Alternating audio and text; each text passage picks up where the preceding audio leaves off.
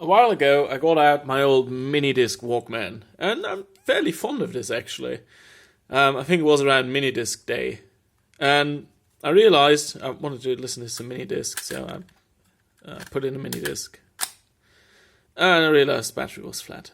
So okay, search for the charge cable, couldn't find charge cable anymore. That is quite annoying.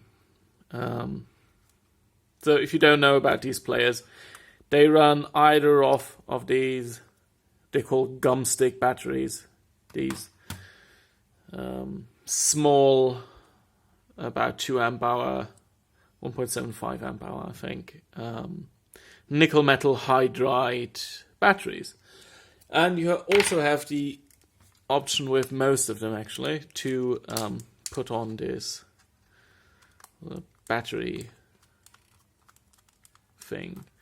In a way you can put in some alkaline batteries, 2 of them. But with this, it's not really that portable anymore. You can't really fit it in a pocket anymore. It's really bulky. It almost doubles the weight of the machine. So I don't like this alternative at all. And then the other alternatives for charging up this battery, which there were commercial chargers by Sony and also by other companies, but these are really also not that great. They're also not made anymore, so they're really expensive. All in all, that sounded like a problem that I could fix. So this video is about designing a mini disc cell charger, so designing a Gumstick battery charger. Nickel metal hydrides, and we'll talk about how I did that and form factor and what chips to use and all of the good stuff in this and the next video. So let's talk about nickel metal hydride batteries first and how you charge them. If you are already familiar with all of that, I think on this video, because it's going to be rather long, I'll put an index down in the description and you can just skip ahead till you find something that's interesting to you. So, nickel metal hydrides were once very common. They are fairly easy to charge in the sense that you charge them constant current. You don't need to do constant current and constant voltage, stuff like that, like you do with lithium-ion batteries. The problem with nickel metal hydrides is that it is reasonably hard to detect when they're full. And there is a couple ways of determining when the battery is full. One of them is you can just discharge the battery completely and then charge for a constant time. That is the easiest way of doing it. I built a charger some while ago, which looks rather crude now, but what this does, it has a microcontroller here, and what it does is it basically just discharges the cells till they're completely flat, and then it charges them up again for a specific time. And this is specifically made for these batteries here, of which I had a lot of the time. It charges 4 of them. So that is one way. It's not ideal because, first of all, you have to make sure the battery is empty, or you have to charge at a rate that is low enough so that the battery can actually withstand a moderate amount of overcharging. With these nickel metal hydride batteries, and also with the old nickel cadmium batteries, if you overcharge them, they develop hydrogen, but there is a catalyst inside that basically the hydrogen and oxygen that is produced on the 2 electrodes, it will recombine them to water, and you'll basically just heat up the battery that way by first electrolyzing the water and then recombining it on the catalyst. So they can withstand moderate overcharging, and that is one way of doing that. But this process of when you overcharge the battery, it gets hot very fast because you're first of all, electrolyzing water, which you're putting a lot of energy into that. You're not going to be 100% efficient. Some is going to get lost as heat. But then also you are catalyzing the formation of water from hydrogen and oxygen, which is going to produce a lot of energy. And that heats up the battery massively. Also, there's a change of resistance involved and all of that, which is probably also more... has also a large part in the heating up. I won't go too far into the chemistry, but that's a basic mechanism.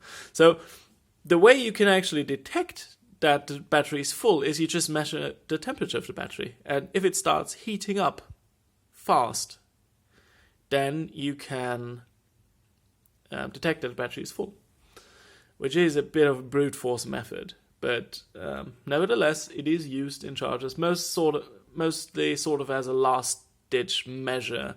Usually they detect a charge by some other method, because that I'm going to talk about in a minute. But if that fails, and they sort of miss the endpoint, then they detect, the battery's getting too hot. I'll switch myself off now. The third method of detecting when the battery is full is called DVDT, I think. The voltage change over time. And what happens is, once you overcharge the battery by the same mechanism that produces the heating in part, you also change the pressure inside the battery, because these are sealed cells. They are gas tight up to a certain point. If you overcharge them too much, they will rupture. But you are changing the pressure inside. And if you change the pressure inside, according to physico-chemical laws that I'm not going to go into, you are going to change the battery voltage. And you can actually, there's a slight voltage dip once you start doing that. And that you can detect. This is much more prominent with nickel-cadmium cells, I think. But if you're sensitive enough in detecting it, you can actually do it on nickel metal hydrides as well. And that is a fairly good way of determining the charging endpoint. So, okay, with that out of the way, we can talk about slow charging and fast charging. So most of these batteries will have some sort of label on them, and they say something like charge for 15 hours at 135 milliamps. Or these IKEA ones down here, they say made in China. Recommended charge rate 75 milliamps, 15 hours. So this is slow charging. And you're definitely going to be safe with slow charging, but it has the disadvantage of being slow. So what you ideally want to do is fast charge them. But for that, you need to detect the endpoint, which I just talked about. Because if you slow charge them, you're under the level where you're not going to harm the battery if you overcharge it a little. If you leave it hanging for 12 weeks, you're probably going to destroy it anyway. But moderate overcharging, not that big of a deal then. So fast charging is usually done at a little lower than lithium-ion cells. I'd probably fast charge this Gumstick battery cell at about a half C, giving us a charge time of 2 hours. I think that is acceptable. These batteries, they're still made, they're not that expensive. We can push them a little. But we can also charge them lower. And with the circuit we're going to look at, that is actually reasonably easy. So, okay. With all that out of the way, let's look at some charge circuitry. Okay. Nickel metal hydride charger ICs are very hard to come by these days. Most of them are obsolete because nobody uses nickel metal hydrides anymore. And then also, they're usually switch mode chargers, which is not ideal for ease of design. They are usually also built to charge battery packs or they are hopelessly obsolete and the ICs are 40 years old. No, not 40 years, but 20. So I was really happy when I found the DS2711 by Maxim. It is fairly expensive, but all of these nickel metal hydride charger ICs tend to be fairly expensive. I suspect that is due to the fairly complicated voltage sensing they have to do, so you need a little bit of precision to do that, and I think that's why they're expensive. So this chip is about $2-3 if you buy a reasonable quantity of them, 5-10. If you buy 100-200,000, you get a much more reasonable price, but that's how it is. And this is still in production, which is great. This is not obsolete. This is not some new old stock. What's even better about this chip is it doesn't come in a BGA package. It comes in SO or TSOP. I ended up going for the TSOP. I would have liked the SO, but the TSOP was that much cheaper from the supplier I got my chips. So I ended up going for the TSOP, which this is still a package you can work with fairly well. Yeah, SO would have been nicer, and if I ever end up building 100 of them, I'll definitely buy the SO. Okay, so what is this chip? It's a loose cell nickel metal hydride charger. So it's exactly the thing we want. We take a cell, stick it in, charges the cell up, and we take the cell out, put it in whatever we want to put it in.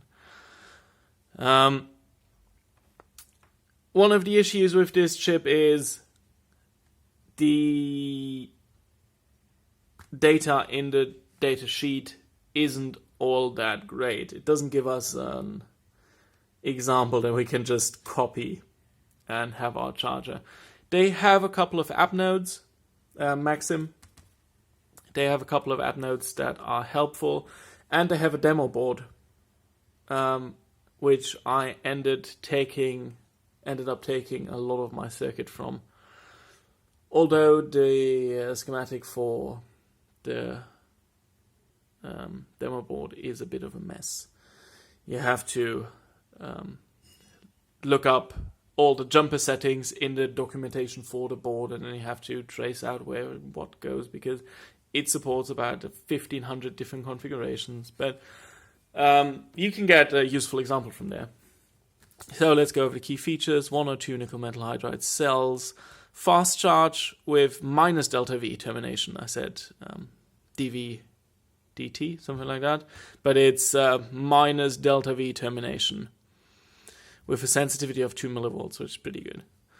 So yeah, that makes more sense. Minus delta V, because the voltage has a little, the curve has a little dip in it. It monitors voltage, temperature, and time, so it has all of these termination modes. You can use it with linear control for the 2711, which is what I'm going to use here. You can either have PMOS or PNP type pass elements. We're going to go for PNP. Yeah, we don't need optocouplers. TSOP package. Pin description, don't need to talk about that so much at the moment. It runs off 5 volts, so we can just use a standard off-the-shelf 5 volt supply. All of that is not interesting for the moment. Here's a block diagram. You can read all of that for yourself. I mean, datasheet is available. State diagram. You can see there is quite a bit going on here, and we'll talk about that in a minute. This actually charges the cells fairly cleverly. And then we have the first example, which is series mode, which is basically you have to put in 2 different batteries, you have to put in 2 batteries and it will charge them in series.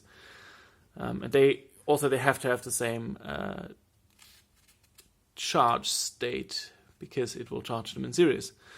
which is not ideal for our application. We can't really use that.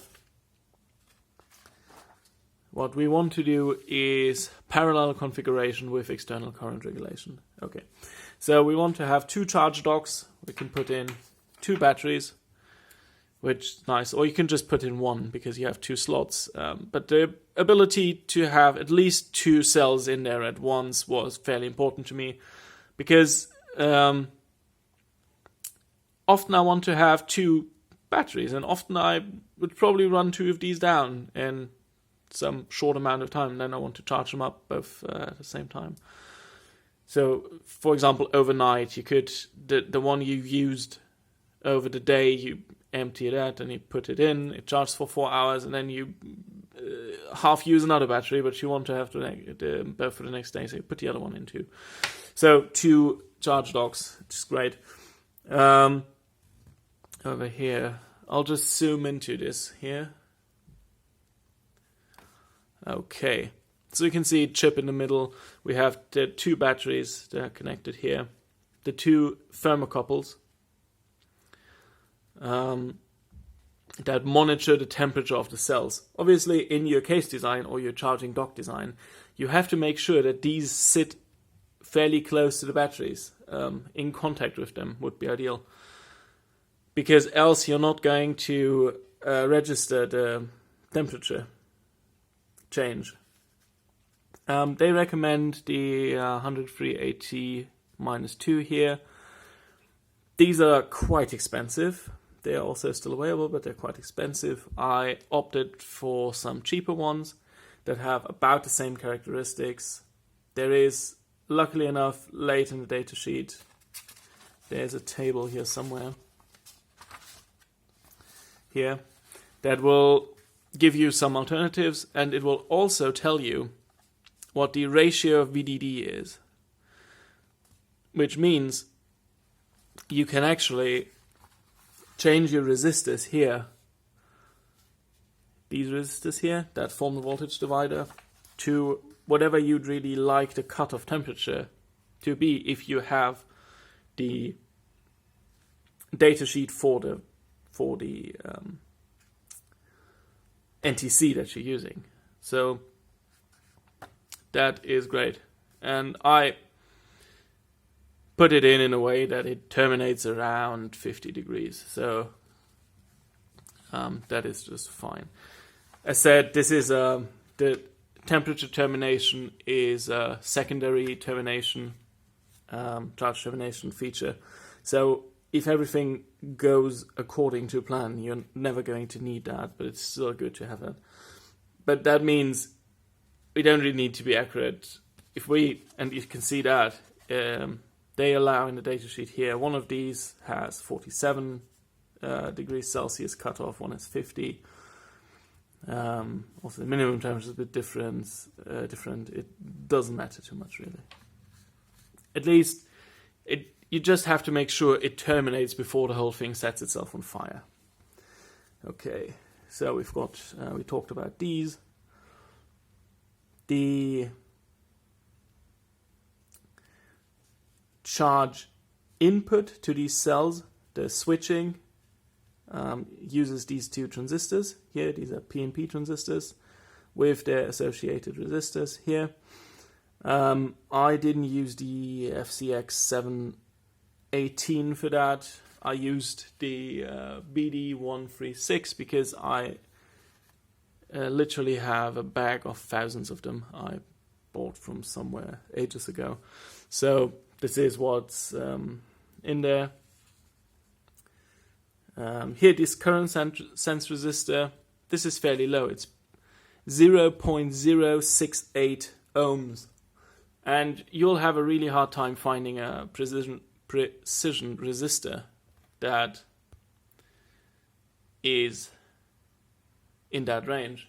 So what I ended up doing is I made my own resistors for this, which is I just used some wire, and this is a resistance wire, and it has a defined resistance per meter that is fairly tightly spec'd.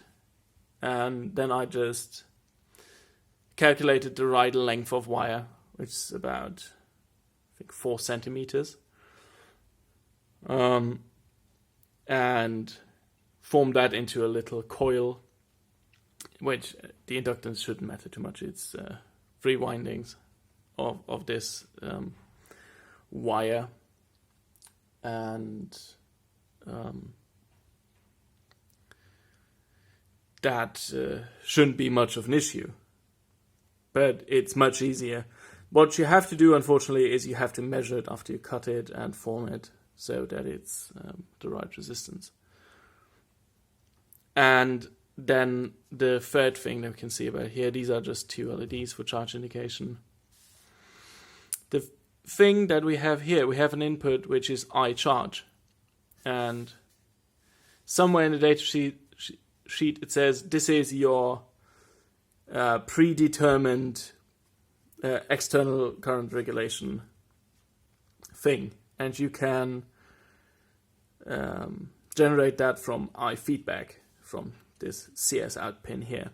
And if we look at the actual schematic, which we're going to do in a moment, we can see how I did that, which this is just an additional transistor. And the circuit for that is basically straight out of their demo board. This is another fairly important point. Charge mode selection you do with LED pin 2, and you want to strap it high for the parallel mode we want. If you do 1 cell series, you want to strap it low, 2 cell series open, and for parallel you pull it high. So they give you a couple of examples. 1700 milliamp cell is charged using a 1 amp regulated current source. This is actually fairly close to our battery that we want to charge here, which is 1350. So okay, little bit under 1 amp, and receives an effective charge current of 0.48. Yeah.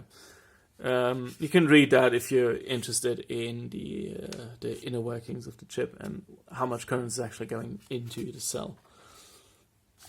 Parallel configuration, current limits. This just gives you a couple of things. Here, the other thing that's really interesting is display patterns by display mode and charge activity. The chip has 2 status LED output pins. These are open collector output pins, and this gives you the patterns that's going to go through to indicate your charge, and these are dependent on what you strap the display mode pin to. So this DM ZEL pin here, DM select,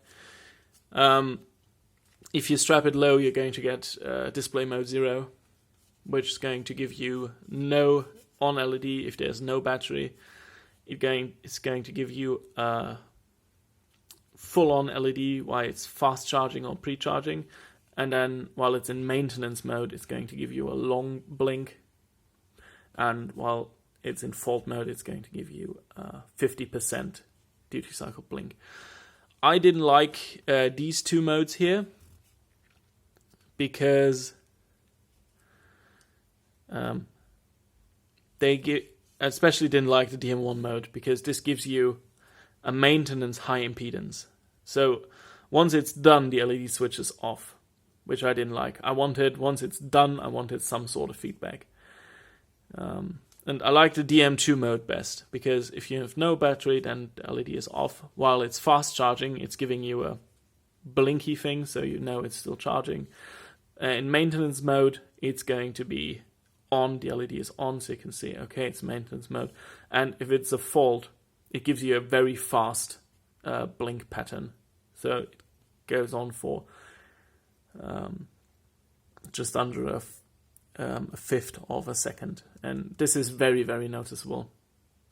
In contrast to this mode, where I didn't like that. The maintenance mode is very hard to distinguish from the fault mode.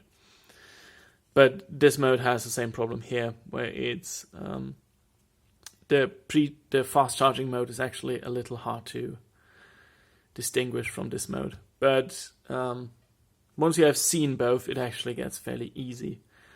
this is very, very fast and blinky, and this is not very fast and blinky.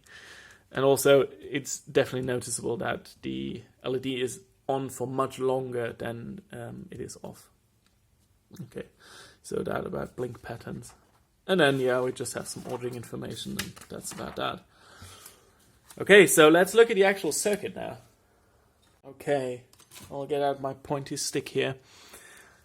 And as you can see, this is fairly similar to the parallel charging example from the datasheet, with the addition of some circuitry here. So we still have the two PNP transistors going here and here. You can see that the BD140 is spec'd here, which has the same pinout as the BD136, and it actually only needs the 136. The BD140 is the higher voltage model. But this way, I didn't have to make a new footprint, and if somebody takes this and doesn't know that it's supposed to have the 136, and he sticks the high voltage version in, then no harm done. That's not going to be an issue at all. Okay, LEDs for charge indication, bypass capacitor. This is our wire wound resistor here. The temperature sensing pins with the voltage divider resistors. Ports for the batteries. And then these two, I didn't talk about them before, but the TMR, the timer resistor, sets the maximum charge time. And the CTST sets the sensitivity of the minus delta V in detection. You can read up in the datasheet why it shows 75 and 100K, which is the same that they give in the datasheet, and it gives fairly good results. Okay, so the constant current source is just simply, we go in from USB here, we've got a USB pin on there, get our 5 volts, go into a capacitor, and then into this BD140, and this is fed from this CSAT pin by these 270 ohm and 91 ohm resistors. And then that provides a constant current source, and that constant current source is switched alternatingly to these two batteries. So if you set this to 1 amp, you'll get half an amp into each battery, because it's only on 50% of the time. Yeah, and I think that's about it for this datasheet. So let's actually look at the board now. Okay, so here's an early prototype version of the board. And you can see there's a couple of parts sticking off of here. This is the two NTCs. These are the two LEDs. And the actual battery pins are between here. These are the two battery positives going to the switching transistors. And these are the two battery negatives down here. This is the constant current source transistor. It has a little heatsink on it because it gets fairly warm. In the final version, I'm going to put something more suitable on here. Heatsink that sticks up like this instead of this, which is kind of funky and cool, but not really all that suitable because it tends to touch this pin. Okay, so, but this is mostly a surface mount board. Most of the stuff is going on down here. All of the stuff, you can see this T-sub package is fairly small. It was a bit of a pain to sort it on by hand, but yeah, it's fine. You can see that this is an early prototype version because it still has the footprint for 7805 regulator here, because I first wanted to feed this from an AC power supply. But then I thought USB power supplies are cheap and plentiful these days. I just take out this stuff here and put a USB port on there instead. And then we just have to design the case in a way that we can either stick the USB port out there or have an external sort of connector to it. I'm not really sure about that yet. Because an important bit of this project is going to be designing the actual charge cradle for this battery. It's going to be a bit of mechanical engineering that I need to look in. But for now, I think it's time we charge some batteries. So I've got one of these small nickel metal hydride cells connected here, and here where the battery goes. I don't have it in contact with the thermocouples, so if something goes wrong, we'll have to rely on one of the other termination methods, which is maximum voltage, time. Yeah, one of these will probably save the cell then. Okay, let's turn this on and see how it works. At first, this does nothing, and it checks if a cell is present. And we can talk about that in a second when we go over the charging algorithm. So now you can see it's blinking long, then short, long, then short. And that means, because we have selected display mode 2, it is in fast charge mode. Once it's done fast charging, or pre-charging, or topping off, that's when it blinks the LED, it will go to maintenance charge, and then it will light up the LED continuous. Should something go wrong during the charge cycle, it will start blinking this LED furiously. If we had connected a second battery, it would use this LED. And on the final version, I'm probably going to have one of them be one color and the other being another color, so you can easily tell which LED is what, besides having them next to the respective charge cradle. But I might also stick with the same color because it's less confusing then. Because you might think, if you don't know the device, that one is like a status LED and the other one tells you if it's charging or not. But yeah, I'm not sure about that exactly yet. So let's look at the diagram. While this is charging, let's look at the diagram for the charging algorithm here. So it's up here. So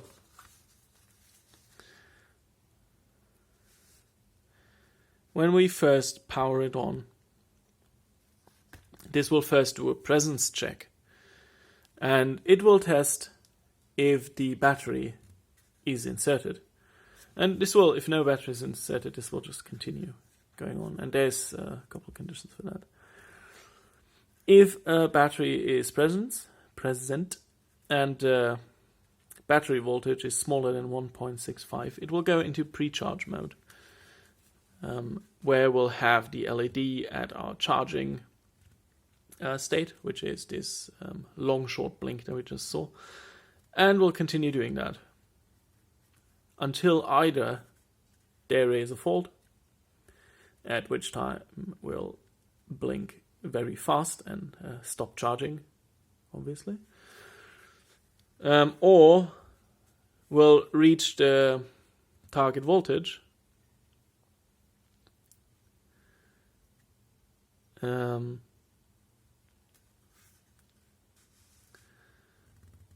we'll go into fast charge mode. And in fast charge, we'll have, instead of 12.5% duty cycle, we'll have the full half duty cycle that we can get with the parallel arrangement, because only one of the cells is going to be on at a time. Every 32 clock intervals, we'll do a cell test. We'll see if everything is still alright. If we pass that, we go back to fast charging. If we fail that, we go into fault state. And then, if we have a delta V detect, we'll go into top-off charging mode. If we have a fault state, we'll go into fault. And if we just time out, we'll go into maintenance. The same we'll do if we are through with our top-off charge here, and then we'll also go into maintenance, where our LED in this mode will be constantly on. So this is, I think, about all that I have to say about this. And as a final and ultimate proof that it works. Here's one I charged with this device earlier. And if I get my mini disc player here. I mean, obviously you can't verify if I haven't charged this off another charger, but I actually used this one. So if I put it in my mini disc player here, you can see it's full. So circuit works perfectly fine. It's great. The next thing we need to design is some sort of charge cradle where we can stick the batteries in and charge them. And this will be the subject of the next video.